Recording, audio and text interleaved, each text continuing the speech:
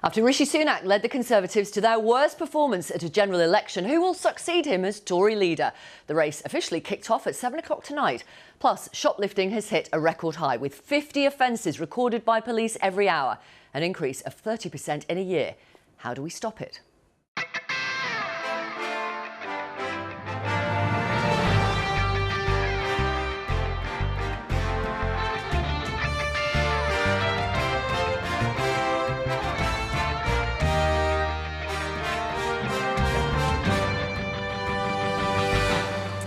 Good evening, welcome to Newsnight Live, each weeknight bringing you interviews and insight. Your panel this evening, former Deputy to Prime Minister Theresa May, Damien Green. He is now backing Tom Tugendhat. Welcome to you. We've got Theo Bertram, former number 10 advisor to Prime Ministers Blair and Brown, now director at the Social Market Foundation think tank. Hello. And we've got Kevin Foster, former Tory MP who was Migration Minister and wants his old boss, Priti Patel, to stand for Tory leader. You may have noticed we have two Conservatives sitting on our sofa. We had two Labour guests last night. Over a season, it all kind of balances out. Nick is here too. Before we get into the Tory leadership stuff, Damien Green, you're a former policing minister, and I wanted to show you and our audience this footage, which is on websites everywhere, social media everywhere. It is distressing, so I do want to let you know that in case it's the first time you're seeing it. This was filmed last night at Manchester Airport. It shows a firearms officer stamping on a man's head and kicking him. Have a look. Oh, shit! Move back! Move back! Move back! Move back! Oh, shit! Move back! Move back! Move back! Move back! I'm going to give a little bit of context here because we've got a statement from Greater Manchester Police. Obviously, we asked for an interview. They declined. They say the video shows an event that's truly shocking. The use of such force in an arrest is an unusual occurrence and one that we understand creates alarm. It was filmed last night after an alleged suspect was seen on CCTV at a ticket machine in a car park. Officers attended the location to arrest him. During our response, 3 officers were assaulted. 1 female officer suffered a broken nose. The others were forced to the ground and suffered injuries which required hospital treatment. 1 male officer has been removed from operational duties. And GMP have referred themselves to the Independent Office of Police Conduct. How is that treatment of that man on the ground acceptable, Damien Green? Well, do you think it is? I can only say 2 sensible things. One is that there is no context to that. It's clearly a violent event. We see a 3-4 second clip. I don't know what went on beforehand. I don't know what went on afterwards. I don't know what was going on 3 feet away. Sure. And secondly, trying to therefore get whoever is involved with that, or everyone involved, deserves the fullest possible investigation. So I am not going to play games of instant responses to things like that because it would be irresponsible. Fair enough. I mean, I wasn't asking you in order to play a game. Clearly, the footage is distressing, and that's why I read the GMP statement out in order to try and give some context. But thank you. Right, Nick, let's talk about the likely candidates for Tory leadership. Well, Vic, before we do that, why don't we just look at the time frame? And as you were saying, this contest is going to be starting. The nominations closed at 7 o'clock this evening. We should be seeing on our screens a graphic of the time frame. As you say, 7 o'clock this evening they closed, and the nominations, they will close at 2:30 on Monday. And then the candidates who are standing, well, they have 5 weeks when MPs aren't at Westminster to try and persuade MPs to vote for them, because as it says there, back on the 2nd of November, from the 2nd of November, when Parliament returns, the candidates will be whittled down to 4, so that you then go to the Conservative Conference, 29th of September to the 2nd of October, and the 4 candidates at that point will do a sort of a beauty parade at the Conservative Party conference. When Parliament returns on the 7th of October, then MPs will have another vote and they will whittle them down to 2. And it will be those 2 who will go to the membership. The ballot will close on the 31st of October, and then you will get the result on Saturday, the 2nd of November, 3 days before the presidential election in the United States. But shall we take a look at the candidates. Yeah, who's in the frame? So we have got, it looks like there are probably going to be 7 candidates, and we can take a look at them. I've broken them up into 3 groups. So firstly, let's look at Tom Tugendhat, who is of the One Nation group. Now, interestingly, Tom Tugendhat is going to be announcing his campaign tomorrow. He's got an article in the Daily Telegraph which has produced the headline saying, "I am ready to leave the European Convention on Human Rights." That's quite a thing for somebody to say from the sort of the One Nation group. They're sort of on the left of the party. Now, interestingly, in his article, he says that this leadership election is not about the ECHR, it's not about gender, it's not about tax. They're not up for debate. But then he says this: "But if institutions do not serve the British people, if they make it harder to control our borders, then we have to exempt ourselves from them or leave their jurisdiction." That sounds very like the sort of thing that David Cameron did in 2005. He wrapped up the right of the Conservative Party by saying that he was prepared to leave the main centre-right grouping in the European Parliament. So that's Tom Tugendhat. Then we move to sort of candidates on the centre, and we've got James Cleverly, the former Home Secretary, who's already announced he's standing. Then we have Mel Stride, very close to Rishi Sunak. I have to say, I think I'd be quite surprised if Mel Stride ends up as leader of the Conservative Party, but you never know. Then if we look at the right, we have Robert Jenrick, the former Immigration Minister, who obviously resigned over saying that Rishi Sunak was not strong enough. There is a lot of momentum behind Robert Jenrick. Then we have Priti Patel, the former Home Secretary. She faltered in the 2022 leadership contest, too focused on being Home Secretary. She's running quite an operation now. Then Kemi Badenoch, she was the Business Trade Secretary in Rishi Sunak's cabinet. Some pretty pointed remarks of hers for the shadow cabinet the other day were leaked. That didn't go down well with colleagues. And then finally, Suella Braverman, the former Home Secretary. I have to say, she is struggling to win support even amongst what were once her core supporters. So the rules this time are you need, including yourself, you need 10 MPs backing you. You compare that to October 2022, you needed 100 MPs to back you. So with 121 Tory MPs, there actually could be 12 candidates. Possibility? I think mathematically not, because the whips can't fair enough. nominate Okay. and the Well, party leadership and party. There could be quite a lot. There could be, but I mean, I think Nick's right. I think 7 appears to be the current number of And what's plausible going on candidates. at this point when they're deciding whether to run and they're saying, will you support me? You know, you've been involved in a lot of Tory leadership contests. Is it bribery? What is it? No, there's no bribery. No sensible leadership candidate goes around promising jobs and things like that, because it comes back to bite them. And there have been examples of that.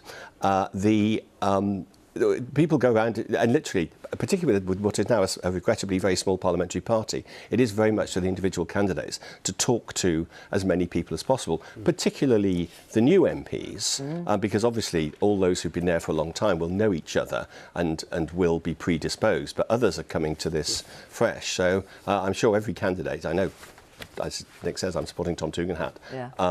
I know Tom is getting around as many people as possible, as fast as possible. So it's literally just talking and WhatsApp and all the rest of it. It's like any other election. Yeah. You want to talk to the electorate, you will identify those who are potential voters for you, those you think will be firm voters for you, and you'll also know, for example, other leadership candidates are not going to be supporting yourself, but they'll be very much focused on talking to people, persuading them, trying to set out your case and trying to get a genuine sense of what level of support you're going to get as you go forward. I'm just going to remind you and our audience of the leadership contest in the summer of 2022, because some of those contenders, apparently all on the same side, really did take lumps out of each other. Have a look. This is the type of toxic politics that people want to get away from. The poor British public, they've got a month of us. I've never been in favour of self-ID. I'm not going to go around criticising other candidates in this race. There was a plan to move forward on self-ID. Exactly. Is Boris Johnson an honest man?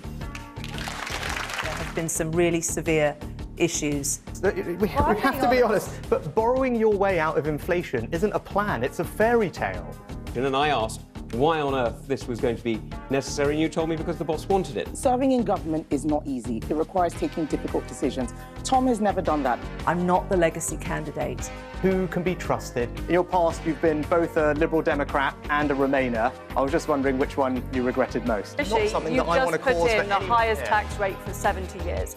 How on earth can you claim that that's going to drive economic growth? When I was working in the Treasury, it was always a choice between difficult option A, terrible option B, mad option C. Having been to a comprehensive school, My parents were part of an immigrant family that came here. I saw kids at my school being let down, not get the proper educational standards that you might have got at your school, Rishi. Do you have any concerns it's going to get bitter, dirty, negative? Well, I think all leadership campaigns remind themselves of those sorts of scenes, and that literally what we were doing was writing the Labour Party's election leaflets. I think I actually wrote a tweet saying that at the time. Yeah, and that's one of the reasons why we ended up with 121 MPs, disunited. Damien Green, can I ask you, you don't want to leave the ECHR. The man you're supporting, Tom Tugendhat, has written an article which has produced a headline on the front page of the Daily Telegraph saying, I would like to leave the ECHR. His team seem to be very happy with that. And it does have the wording, if institutions do not serve the British people, then we have to exempt ourselves from them or leave their jurisdiction. Yeah, even the headline doesn't say that Tom Tugendhat would like to leave the I'm ECHR. ready to leave the ECHR. That's different. And what he says in the article is different again. I think it's in Britain's broad interest to stay in the ECHR. But it's got to be reformed. It's clearly not as fit for purpose as it was in the 1950s when it was set up. And so I wrote an article along with my colleague Matt Wallman, we were sort of co-chairs of the One Nation caucus of Conservative MPs, saying that absolutely the next leader of the Conservative Party should lead the way in reforming the ECHR. But why is Tom Tugendhat then saying, I'm ready to leave Well, he's saying that as one of a much wider article. But I'm asking you just about that point. Why is he saying that? Well, he's saying that because I assume he wants a reformed ECHR. It would be a very sensible thing for him to want. So are you saying he doesn't really believe? I support that. Well, he doesn't. When Nick says he wants to leave the ECHR, that is not true, and that is not what he says. What he says is if institutions do not serve the British people, or they make it harder to control our borders, then we have to exempt ourselves from them or leave their jurisdiction. Well, and reform them, which is what I would want to see. You don't want to leave them, and he's raising the prospect of leaving them. But I think that actually leading a debate on reforming the ECHR is an extremely constructive thing to do. But he makes the point, and it's indeed the point you've just read out, that there are large tracts of the basic Conservative principles that every leadership candidate will support, and so that we can avoid that sort of horror show we were just reminded of there, where they just take lumps out of each other. And what's sensible, it seems to me, and Tom's basic pitch is that to get anywhere in terms of recovery, we need to restore trust in politics. So actually have an intelligent, mature debate about the ECHR, about defence spending, about taxation levels and things like that. And actually, if you do that, then you can turn a leadership campaign into something constructive. And too often in the past, it has fallen into something destructive. Theo Bertram, who would Labour like to see leading the Conservative Party? Well, I think Labour would be quite happy if the Conservative debate is about issues that the Conservative Party members care about and no one else really cares about. Like what? Well, ECHR is not something that if you go and knock on doors in the last election, people will be saying, do you know what, I really care about ECHR.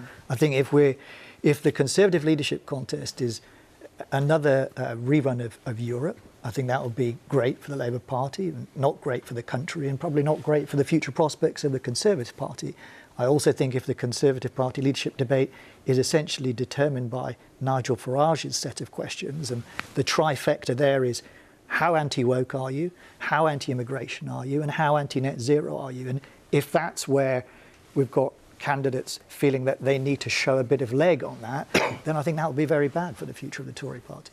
Kevin Foster, you want Priti Patel to win this contest. She, an ally of hers, has said she wouldn't want Nigel Farage in the Conservative Party. Other people like Suella Braverman have said they would welcome her. They obviously get on well. I'm just going to show you this from the Conservative Party conference last year. Have a look.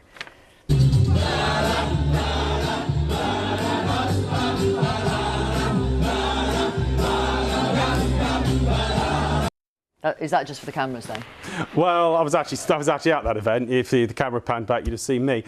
Look, it's good to have positive relations and to work well with people. But I think for me, actually, the issue isn't so much Nigel as a person, it's the issues. You know, it's how do we reconnect with a big section of the electorate that felt we didn't deliver on immigration and also on other issues such as crime, things you're about to talk about later in the show. It's connecting with the issues and the policies, but rather than just the person. So obviously Priti Patel was Home Secretary. She introduced a points-based system which she said would reduce immigration. And of course immigration went up. She signed the Rwanda asylum plan with Kigali in 2022. You don't need me to tell you that didn't work. So what achievements has she had, either at the Home Office or as International Development Secretary, that you can point to? Well, the reason the Rwanda plan hasn't worked is one of the first things Labour did was scrap it. So therefore, that's why you know it's never going to work now. She's not actually got a plane. She signed that in 2022. Not one plane took off with apart from the 4 volunteers. Come on. Well, 4 volunteers went, and there were more due to go later this month. But 90 million. But look at the billions we're now potentially may spend, and we'll see the impact in the Channel as well, also with the terms of loss of life. Before we go over I don't want to go over the Rwanda plan. I'm asking about her achievements. Well, I look at the fact that one of our key manifesto commitments in 2019, 20,000 ex-police officers delivered. I looked at how which was just putting 20,000 officers back that had been taken out by Conservatives from 2010. Probably by Damien Green. Theresa May's Home Secretary. Don't raise your eyebrow at me, Damien Green. Well, a number of forces actually had record officer numbers like Devon and Cornwall, so went beyond where the numbers that were there in 2010 going back. So it wasn't just simply replacing those that were taken out. But Kevin, Priti Patel's big pitch to the party is she's a Brexiteer, but she has reach across the party to the One Nation wing because she's very, very loyal to the Conservative Party. There she was dancing with Nigel Farage. She was actually a member of an earlier iteration of Farageism. She was the press officer for the referendum party, Jimmy Goldsmith's party. So there's a history of her not being a Conservative. Well, I think most people would say she's a pretty solid Conservative figure. She's held virtually every role in the Conservative Party, from being a party activist and member right the way up to being a senior cabinet minister. So I think her credentials are pretty strong in terms of the party. And as you've touched on, she hasn't been involved in a lot of the arguments over the last couple of years, which actually a lot of party members did not think were ones that helped us in being a positive state. Okay. And it will be about reaching across the party, including issues like housing and how we deliver on the economy, not just on things like immigration and crime. Sure. Do you think she can get past the fact that she's broken the ministerial code over allegations about bullying? In fact, you worked for her then. I don't know if you were aware of that at the time. And also, obviously, she was forced to resign as International Development Secretary because of those private meetings with Israeli officials which were unauthorised. Well, look, I worked with someone who was extremely supportive, who was determined to get results for the British people. Do you think she can get past those? I think she can get through and win this contest and get the support of members and then go on and win a general election. So she could be a Prime Minister by 2029? Well, every person putting into this contest should be prepared, should be ready to try and go ahead and win a general election. This isn't, we can't deliver from opposition. But when you look at Priti Patel, you see a woman who could run the country? Yes. Let me ask you about Tom Tugendhat then. You've talked about this article and the ECHR, and he's never run a department, has he? I mean, that accusation from the 2022 leadership still stands now. Yes, he attends cabinet, but what's he ever run? Well, he was quite a senior officer helping run Helmand Province in the middle of a war. So I think one thing you can say are there parallels with running the country? One thing you can say about Tom is that he can get things done. I mean, he has a long record of public service, both in the army and in politics, and he's always been willing to serve. He has done things. He's been a very successful security minister, and if you like, on a more purely political front, he has been one of the people leading the way in warning us about the problems of Chinese espionage and so on, and helped set up the China Research Group, which has actually shifted the dial on British policy in a way that I think is hugely desirable, that has opened our eyes to the way we need to be quite wary of what used to be the golden era of relations between Britain and China, that we were in danger of being suckered into a relationship which would make us too weak. And Tom has, as I say, shifted the dial on that. And just thinking about the way these questions are working in terms of the contest, and thinking back to David Cameron, how he came through, I think it's a lot easier to be talking about the future than defending the past. And I think one of the things about Cameron at that time was everyone was like, well, he's got no experience, where's he come from? But actually, he was able to talk about the future, and the others all were still saddled with the legacy. Unlike the last contest, the person who wins this will not be Prime Minister on day one. This is a very different type of contest. But with Cameron, everyone saw him as wet behind the ears. He wasn't taken seriously. Davis and Fox were way out front. Liam Fox, David Davis. So what you're saying is David Cameron was the future once. He was the future once, and but the question is, who's the future this time? And actually, they're all a little more experienced than David Cameron even was then. Do you think, Damien Green, that your party is ready to be led by an unapologetic Remainer? Nobody's an unapologetic Remainer.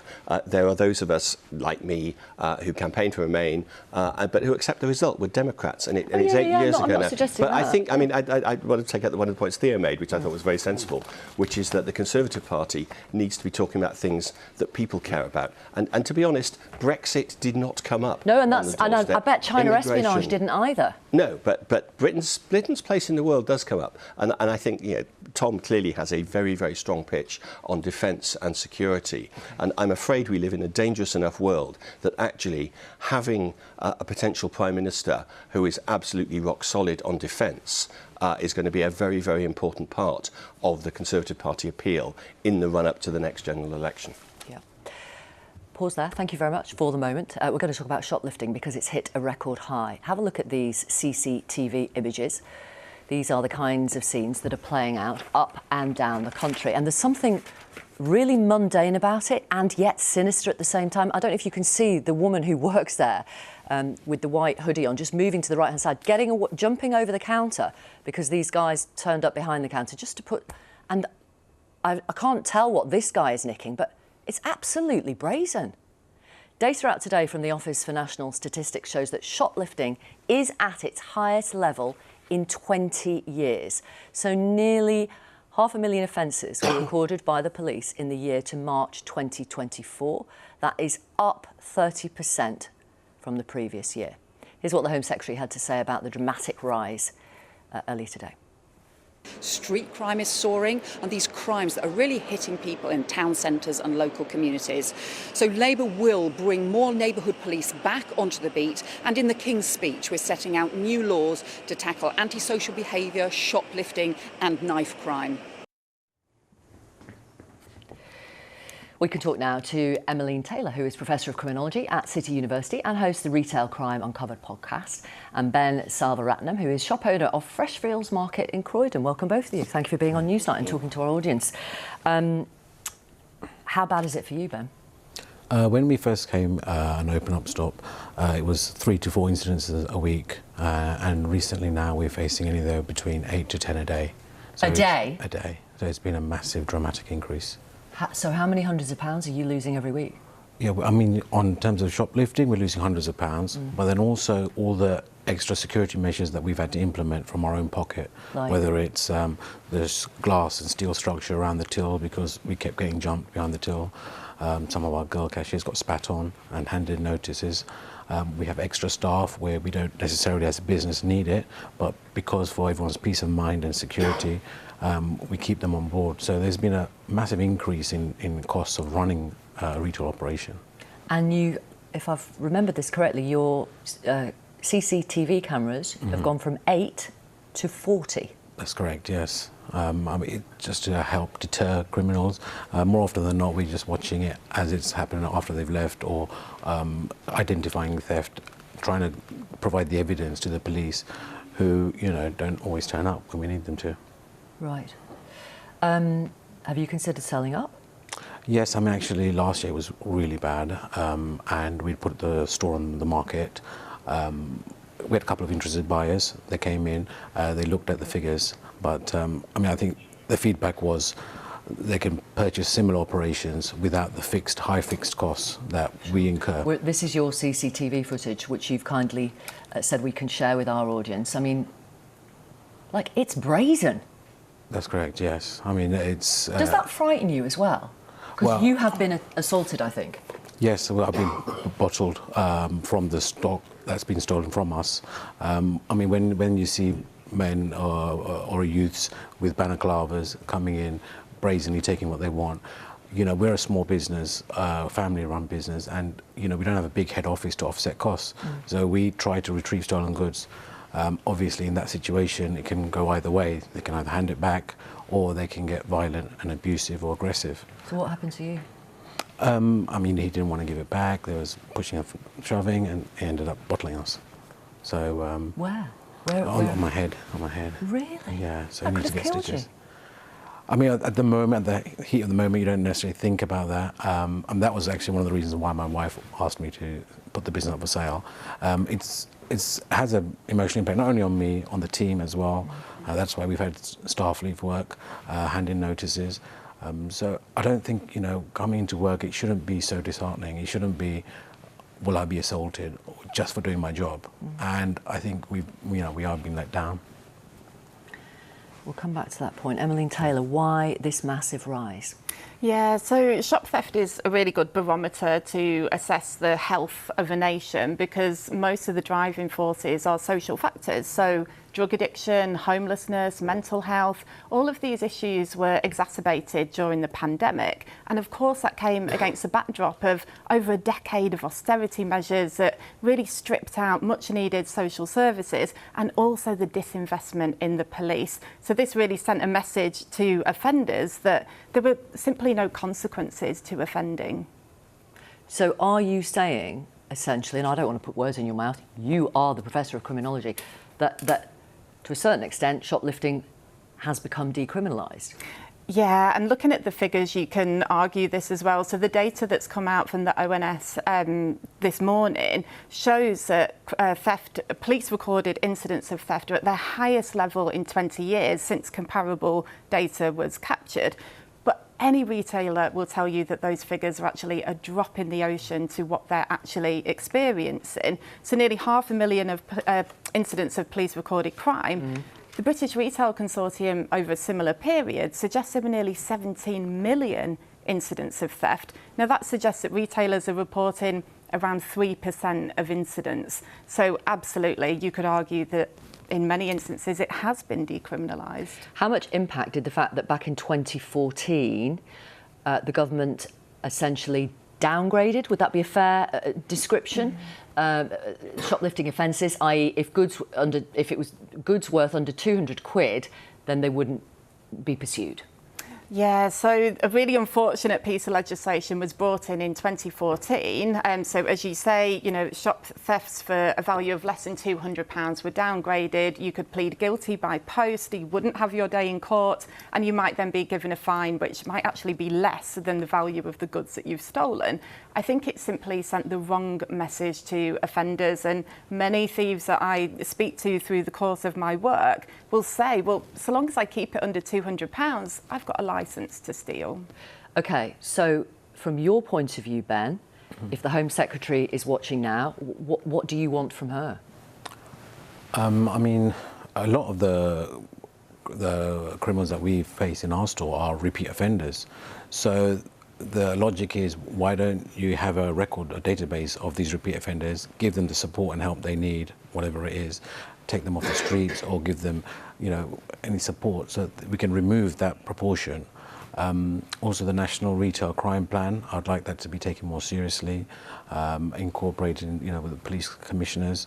I see that they're tackling retail crime, and they take and you know, it's gone up in their priority list, but they need to, you know, I think the police need to attend events, and they need to, like Chris Phillip, the policing minister, said previously, that shopkeepers should, you know, perhaps hold and keep criminals while the police come. Would you fancy doing that? Well, if the police are not going to turn up, then what's the point?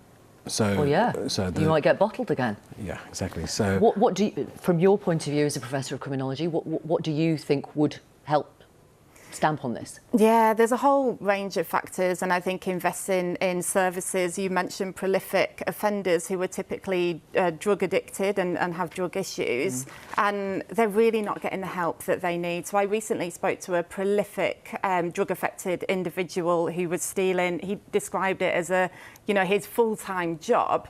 And he told me that in order to fund his £500 a day drug addiction, he would need to steal 3 times that, so £1,500 a day. you can quickly do the maths, that's more than £500,000. That's just one individual. So imagine that up and down the country being replicated. Now, Public Health England say for every £1 invested in drug services, that saves the public purse £4. So there's a really compelling argument in terms of investing in drug rehabilitation. Another offender said to me, it's almost like winning the lottery, being given a rehabilitation bed. They think it's just for celebrities because there just isn't the services there. Now, we can't arrest our way out of this problem. So a mix of legislative changes, as we've seen in Labour's commitment to the policing and crime bill, fantastic. That's going to take us some of the way. But really, that investment in broader social services is key. Okay. Thank you both very much for being with us. Thank you. Thank you. I wish you all the best. Thank you. And your wife as well. Thank you for talking to our audience. Damien Green, as a Conservative, I feel like you're answering for everything that's happened under the Conservative government in the last 14 years, but that decision back in 2014 to essentially downgrade some shoplifting offences, that was a mistake. It probably was, yeah, and it was less stark than it's portrayed, and it certainly wasn't meant to be as stark as it's portrayed. Of course not. But those are the consequences. It had consequences, and I think there's a combination. I mean, the public health thing of what you can do in preventative terms. That's true across the board. That we don't spend anything like enough on public health initiatives in this country compared to curing people. Yeah, it's a solution to the NHS as well as for individual crimes like this. Sorry, Theo Bertram. I mean, this is now at Labour's door. Yeah. You heard what Yvette Cooper said. I mean, is it doable to bring these figures down? Well, it has to be, but it's also one of those difficult priorities for Labour because the reason why the Conservative government took the decision they did wasn't because they wanted to be soft on shoplifting, but because they wanted police resources dedicated in other areas. And so that will be the challenge for Labour, is they've now the ones who've got to make those difficult choices. OK. Quick look at the front pages. The Daily Telegraph we've already referenced, haven't we, Nick? Tom Tugendhat, I'm ready to leave the ECHR. The Times, Labour plans thousands of offshore wind turbines. The Daily Express, senior army officers stabbed outside barracks. The Guardian revealed rich Western countries lead the global gas and oil expansion. The Eye, Corbyn is trying to form a rebel alliance to fight Starmer.